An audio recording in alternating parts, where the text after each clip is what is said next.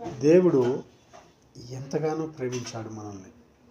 ఎంతగా ప్రేమించిండంటే తనే ఈ లోకంలోకి వచ్చి మనందరి పాపముల నిమిత్తమై ఆయన చనిపోవడానికి సిద్ధమైనటువంటి ప్రేమ.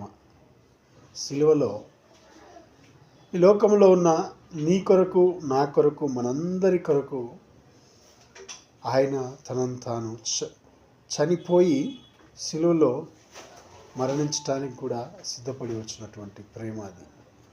అందుకే మొదటి యోహాను 4:8 రాయబడి ఉన్నది, దేవుడు ప్రేమ స్వరూపి. ఆయన ప్రేమకు అవధులు లేవు. ఎందుకంటే మనము జీవించటానికి ఒక తల్లి తండ్రి అయితే ఏ రీతిగా ఒక కుమారుడు పుట్టుతున్నాడు అన్నప్పుడు అన్నీ కూడా ఇంటిని శుభ్రంగా